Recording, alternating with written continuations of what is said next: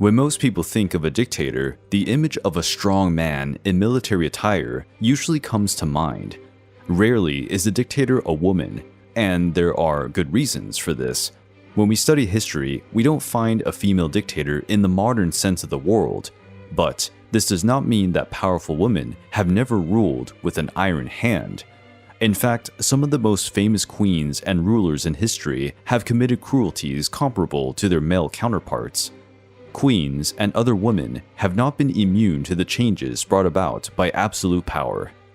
And so, we have decided to compile a list of the cruelest queens in history. Some are accused of unspeakable atrocities. And remembering that this is a personal list, you can mention in the comments if any queen is missing.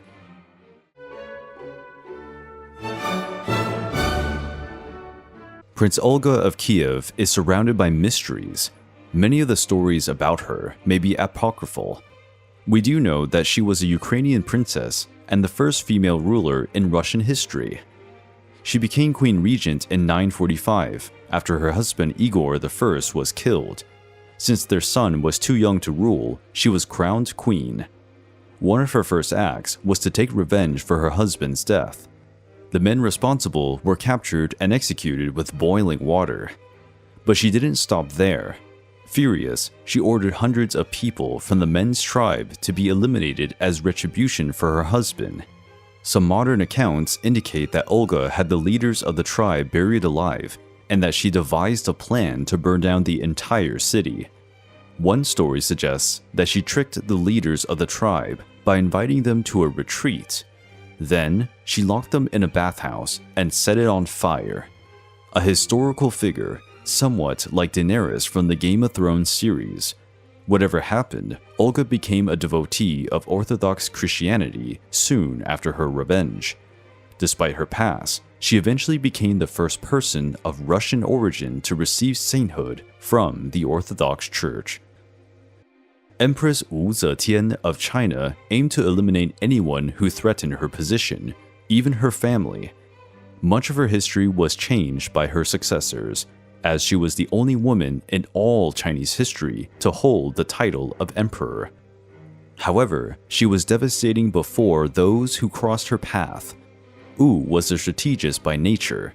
Her reign was marked by political struggles and assassinations. It is said that she eliminated members of the Tang dynasty to protect her status as empress, and she did the same to her brothers. It is rumored that she killed her mother and even ordered 2 of her grandchildren to commit suicide for speaking out against her. Building a network of secret police and spies, the ruler controlled her empire by preventing any kind of opposition. By doing so, she was able to frame possible opponents and find threats to her government, and put an end to them as quickly as possible. Around 704, she was forced to abdicate power and give the throne to her only living son, Zhongzong. Wu's legacy is constantly suppressed by her husband's tenure. However, historical consensus indicates that during the Tang dynasty, of which she was a part, one of the most peaceful moments in Chinese history eventually emerged. Daughter of Henry VIII and Catherine of Aragon, Mary Tudor ascended the throne in surprising fashion. After defeating John Dudley and removing Lady Jane Grey from the throne, she assumed the crown of England. She was the 3rd queen of the country and the first to rule. Her reign was a mixture of excitement and apprehension, as she was synonymous with renewal, but on the other hand, she was a woman. Many people were concerned about how she would treat the country's religions, as she was a fervent Catholic. The nickname Bloody Mary is not a fluke. She was a Catholic queen in a Protestant country, ascending the throne of England in 1553. Her short reign lasted only 5 years, much to the peace of mind of the Protestants. She announced a war against Protestantism during her rule, and hundreds of Protestants were killed for crimes of heresy. The typical sentence for anyone convicted of heresy in England was to burn at the stake, and Mary was responsible for burning more than 300 Protestants during her rule. This made her an extremely unpopular monarch in England. Her conflict with Protestantism defined the legacy of this queen. Born in 1788 and the daughter of plebeians, Ranavalona I was Queen of Madagascar from 1828 to 1861. In a period when Europeans were spreading their colonial possessions around the world, Queen Ranavalona managed to keep Madagascar independent from British and French control.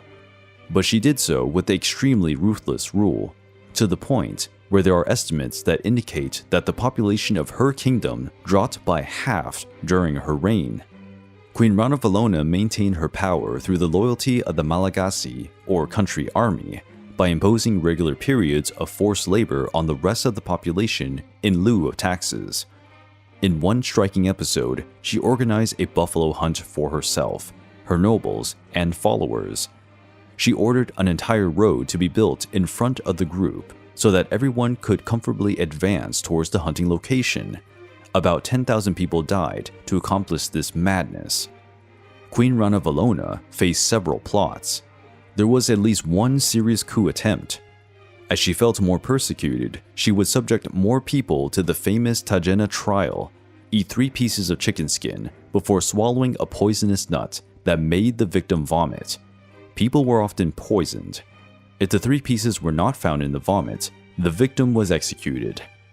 Having encouraged Christianity early in her reign, Queen Ranavalona changed policy and established a relentless persecution of native Christians. She survived all the plots against her and died in her bed. Queen Isabella of Castile ruled Spain alongside her husband King Ferdinand II from 1451 to 1504. Her reign was marked by oppression. The notorious Spanish Inquisition began during her rule, and she was instrumental in driving the Spanish Jews and Muslims out of the kingdom.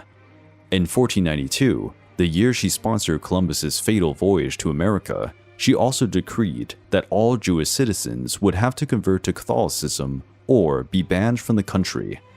Jews from all over the country were brought to the Spanish court to pledge their allegiance to the Catholic Church, or else they were expelled. As for Columbus, he discovered the New World and immediately began killing and enslaving people in the name of Isabella. However, the Queen did not approve of the explorer's attitude.